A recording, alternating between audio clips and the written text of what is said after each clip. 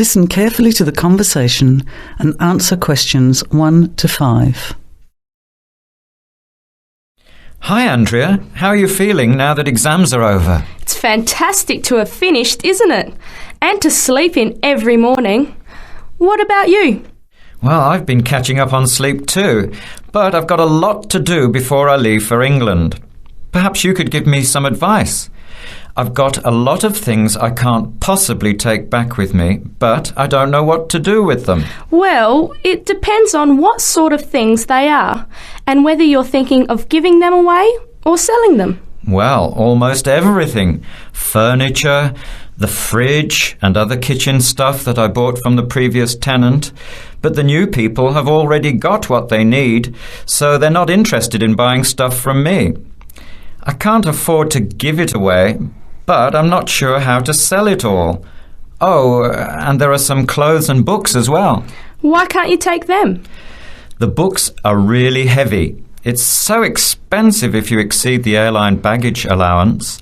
And the clothes just won't all fit in my suitcase. It's amazing how much stuff I've accumulated since I've been here. Anyway, I don't think I'll need as many summer clothes in England as I have here in Australia. I see. Well, there are several alternatives. First of all, you could put up notices around the university about the books. You know, on the notice boards in the Student Union building and in the economics department. Anywhere second and third year students will see them. People are always keen to buy cheap textbooks. OK, what should I say on the notices? Just put the titles, authors and price you want, your name of course, and maybe put your phone number on those little tear-off tags. That's a good idea. And what about the furniture? You could try doing the same thing, but usually students are away all summer, so they don't want to buy furniture now. Another place to try might be a second-hand shop. Someone from the shop will usually come around and give you a free quote, and then you can decide. But you don't usually get much money for that sort of stuff. Before you hear the rest of the conversation, you have some time to look at questions 6 to 10.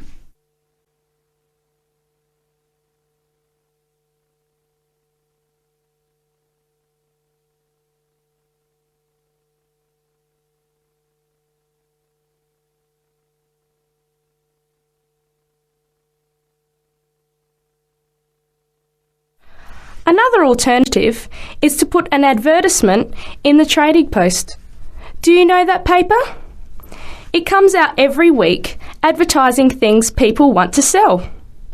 You have to pay to put the advert in and then hope people phone. Give them as much information as possible, and if they're interested, invite them to come and have a look. The hard part is agreeing on a price. No, I haven't seen the Trading Post, but I should have a look at it. And I could advertise the fridge, the microwave and the furniture. But the kitchen stuff isn't really that good. You know, old cutlery, a few pots and pans and some plates and things. What shall I do with them? Well, another option is to donate the kitchen things to a charity shop. You know, like the Salvation Army or St. Vincent de Paul. Why don't you get a second-hand shop to give you a quote first? Yes, I could do that. Find out how much they'll give me and then decide whether to sell them or give them away. But I've still got the clothes. A charity shop will take them too, as long as they're in good condition. And even though you don't get any money, at least you know that someone who really deserves some help has benefited. That's a good point. I'll advertise the expensive stuff, the furniture, and donate the clothes and kitchen stuff. Let's go and buy a Trading Post and you can help me write the advert.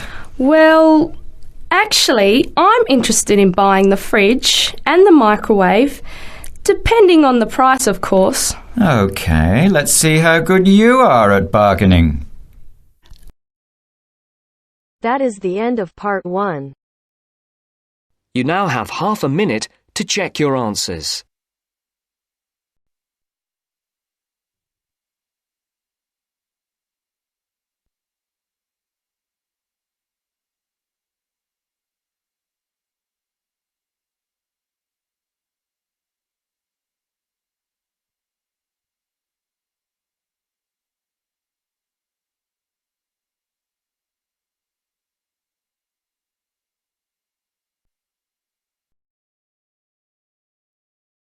Now turns to Part 2. Part 2. You will hear a committee member giving a talk to a nature club about coming events. First, you have some time to look at questions 11 to 15.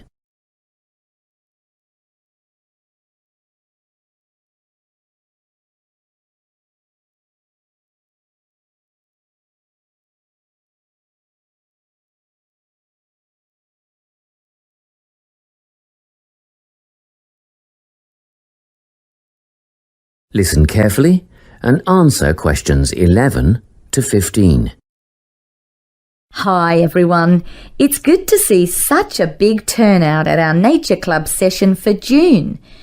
Just before we start this evening's workshop, I'd like to draw your attention to what we have in store for you in the second half of the year. First of all, the guided bushwalk. This is always a favourite. Starting out on the Springvale Plateau and continuing down into a section of the State Conservation Area. Last year, we invited children aged 8 and over if they came with a parent, but the track has been washed out in a few places since then and it can be quite rough. So, this year we considered restricting it to adults only. However, on reconsideration, the committee has now decided to recommend it for all bushwalkers who are over the age of 12. Another very popular option is the bird observation walk. We'll be searching for both migratory and native birds as we walk through tidal marshlands and mangroves, and you can expect to get your feet uncomfortably wet and muddy if you don't wear rubber boots. These are a must. The leader will have a strong pair of binoculars, so we'll rely on her to name the species for us. And we've ordered some bird identification books that you may wish to purchase at a later date. From the bush to the swamp and now to the sand dunes. Our leader will help us identify plants native to the local area as well as some invasive weed species. We'll be asking for volunteers to help pull out the weeds where possible, so a pair of sturdy gardening gloves is essential. Spades and other tools will be provided. It could get very hot and you'll need water, plenty of it, but a local business owner is willing to provide bottled water free of charge. The next outing, Bush Tucker, is a new one. Have you ever wondered what life in this country would have been like 200 to 2,000 years ago? Well, come on this trip and you'll find out how the indigenous inhabitants used local plants as food and medicine. Because lunch is included in this trip, there will be a small charge per person. We had originally thought $7 would cover the basics, sausages and bread followed by tea and coffee, but then we thought a few different cuts of meat and salad would be nice, and that brought the price up to $12 a head. At one stage we even contemplated including seafood, but that would have been a bit too expensive. Around $15, so meat and salad it is. We expect this to be a popular event, so we'll need advance bookings to organise the catering. Please let us know your intentions by the 10th of November and be aware that we'll require prepayment by the 15th of November. You can still change your mind and get a refund up to the 25th of November, but after that date, if you pull out, you'll forfeit the money paid. Before you hear the rest of the talk, you have some time to look at questions 16 to 20.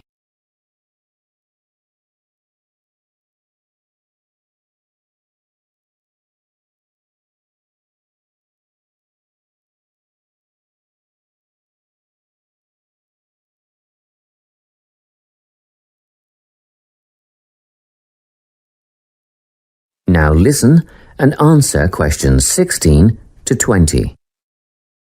Well now, if you can give me a few more minutes of your time, I'll fill in a few details for you. The bushwalk, led by Glenn Ford, is first up in July, on the 2nd of the month. It'll start from Springvale as usual, but this year we'll be setting off in the morning at 9:15 and we'll get back at 1 in the afternoon. The birdwatching expedition is on the 10th of September at Camford, and the leader is the president of the Nature Club, our very own Joy Black. If you have any questions at all about bird life, Joy is the person to ask. This is a twilight outing from 4:30 to 6:30. Next up is the trip to the sand dunes on the 26th of November with Rex Rose. A bit of an early start, especially for those of you with a fair way to travel, but we'll meet at the observation hut at 8:30. That's the observation hut, 8:30 till 10:30. And even at that time of the morning, it'll be very hot, so come prepared. The last trip on the program is the Bush Tucker excursion on the 3rd of December with Ranger Jim Kerr. This will be at Carson Hills, and the presentation and demonstration will take place from 10 a.m. till 11:30, but be prepared to stay on for the barbecue and Bush Tucker lunch at 12 o'clock. I expect we'll wind up at 2, and you can head for home at that time. Well, that's all I have to tell you. A booklet will be mailed out to you later with those events, dates and times, but don't wait, put them on your calendar now. That is the end of part 2. You now have half a minute to check your answers.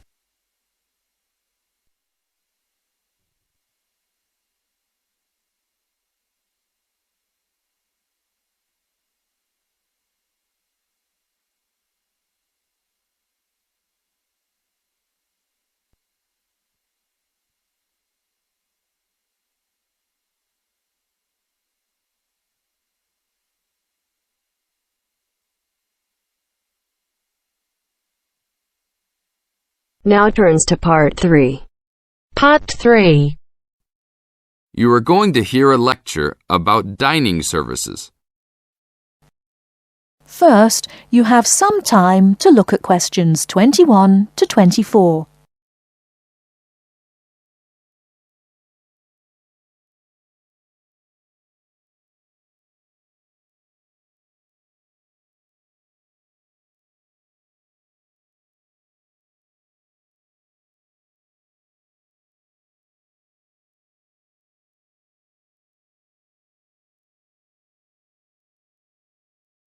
Now, listen carefully and answer questions 21 to 24.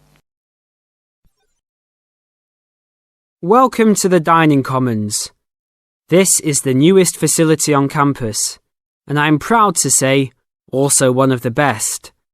I know that all university students miss eating home-cooked food. Well, this year, we are hoping to provide students with food and services that will make you feel at home, even without your family. The administration has been listening to the voice of the students. Students gave us frequent suggestions last year as to how we could improve the university. One of the most frequent suggestions was improving the dining options. We have been working hard all summer to come up with ideas that will make student life in the dormitories more pleasant. One of the new options we are offering in the dining facilities is variety in student meals. Last year, there was a set menu for every dinner, so if students didn't like the food, there was no choice. Students had to eat whatever was served. But this new dining facility has 3 completely unique areas, each with a different theme. At every meal, there will be 3 options for students to choose from. For example, there might be Italian food at station number 1, which might consist of pizza and pasta. At station number 2, there would be American food, consisting of hamburgers and hot dogs. At station number 3, there could be vegetarian soups and salads, accommodating all the vegetarians. We hope that with the greater selection of food, all students will find something to their liking. Before you hear the rest of the talk, you have some time to look at questions 25 to 30.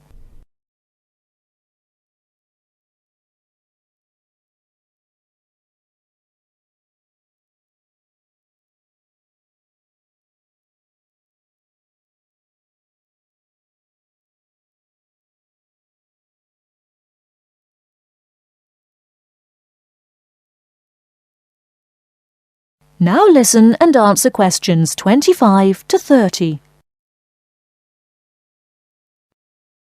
Not only will students have more options, the food will also be better. Each section of the facility will have a head chef. These are real chefs that have been trained in culinary school and have been hired specifically by the school to work in the dining facilities. All of the chefs have a speciality. The school is hoping that these chefs will prepare better tasting and more nutritious food. Every student will be able to make suggestions and also give their input as to which menus taste better. Last year, many students complained that the dining facilities didn't have very convenient hours. This year, we hope to change that. We will open for breakfast at 6 a.m. to accommodate all the early risers. In the evenings, we will open until midnight for all the students that like to go for a late night snack. The afternoons will still remain closed, but we will have a student store open that will provide all students with drinks and fruit. The student store will be open every day from 2 p.m. to 5 p.m. Every student that has paid full tuition and dormitory fees has already paid for their dining facility fees. Students can eat at any time and in any amount for free. If you are a student that does not live in a dormitory, you can still purchase a dining facility card. This card will entitle you to the full services of the dining facility. This card is available only for students and is not open to the general public. If you are not a student and wish to dine here, you must purchase meals at the door. There are a few rules to follow. Even though we do not limit the amount of food that can be taken, we do not want students to waste food. Please do not take more than you can eat. Also, every student must clean his or her own trays and plates. We will provide plates and trays for student use, but please do not abuse these items. Please do not leave your plates on the tables. Your parents are not here to clean up after you anymore, so I hope all students will be responsible. Thank you for your attention and enjoy the upcoming year. That is the end of part 3. You now have half a minute to check your answers.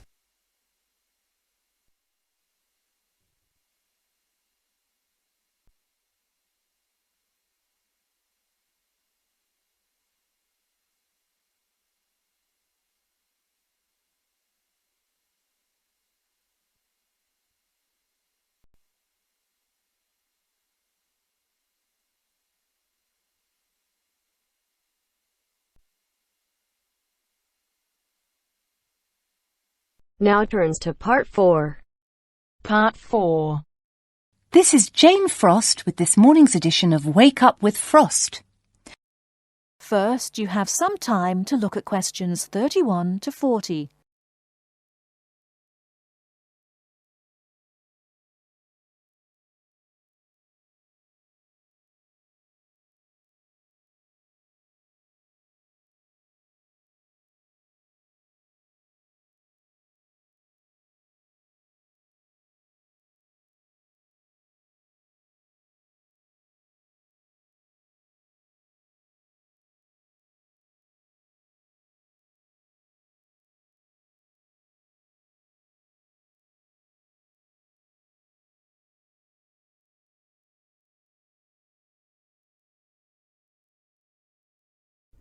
Now listen carefully and answer questions 31 to 40. Good morning. This is Jane Frost with this morning's edition of Wake Up with Frost. As you all know, for the last week we've been running a survey trying to find out what you, the listeners, think is the greatest invention of the last 200 years. The response has been amazing, double the amount we had last year, so thanks to all of you for taking part. We've had about 2,000 responses online and about the same on our phone lines. The lines are now closed, and this morning I can announce what the results were. So, here it is. You, the listeners, have chosen as the greatest technological invention of the past 200 years, and let me not forget to mention that 65% of you voted for this, it's the bicycle. Yes, the bicycle, first invented in 1818, and, would you believe it, the first bicycle was made of wood. The second bicycle had iron wheels. I cannot imagine what that must have been like to ride. It would have kept you fit at any rate. But for me, the best thing about the bicycle was what it did for women's rights. Yes, in the 1890s, it was the bicycle that meant women could change their clothing, start wearing trousers or pantaloons as they were known. Before then, women's clothes had been really uncomfortable, and I'd imagine quite difficult to breathe in. So, thanks to the ordinary bicycle, it was not only the man who wore the trousers in a home. Instead, women could now feel far more equal to their male contemporaries. And I'm sure you'll agree, the bicycle is a great way to get regular exercise, and of course, it's much better for the environment. And today, over 1 billion people all over the world ride bicycles, and for some, it's their only means of getting around from A to B. So, to all you bicycle riders out there, keep up the good work. Coming in a close second with 42% is the computer. I found out something interesting about the computer, which is that really, this word first meant someone who did mathematical calculations. Of course, today, with the development of the personal computer, computers are being used for everything from home use to business and even digital photography. I don't know about you, but I can't imagine life without a computer now. I guess closely related to the computer is the internet, and this got 12% of your votes. Maybe, like myself, many of you might think of the internet as being the World Wide Web, but actually the web is only one part of the internet. The internet began as part of the United States military network, but it later began to be used by businesses and academic institutions.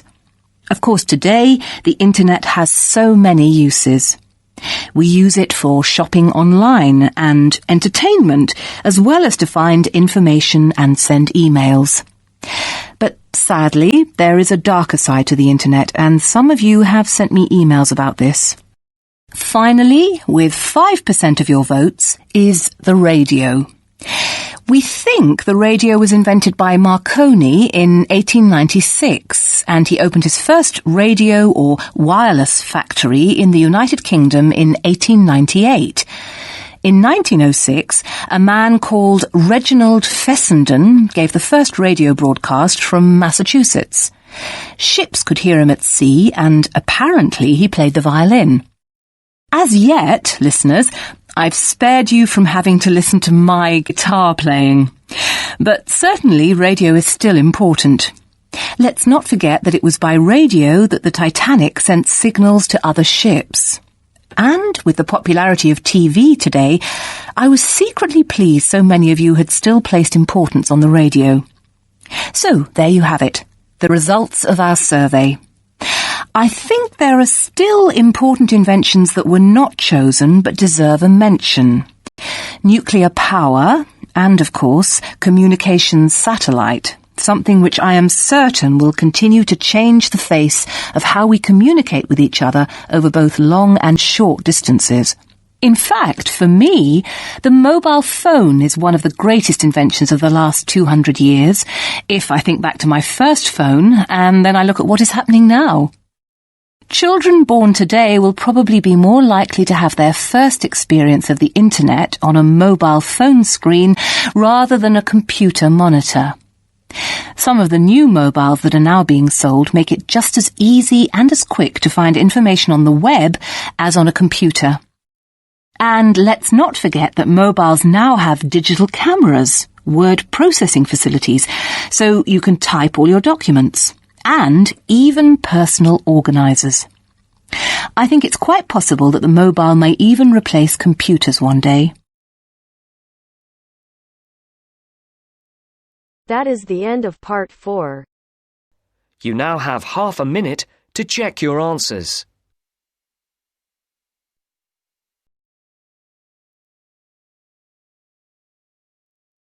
I'm here when you need my voice. I'm here when you need my voice. I'm here when you need my voice. I'm here when you need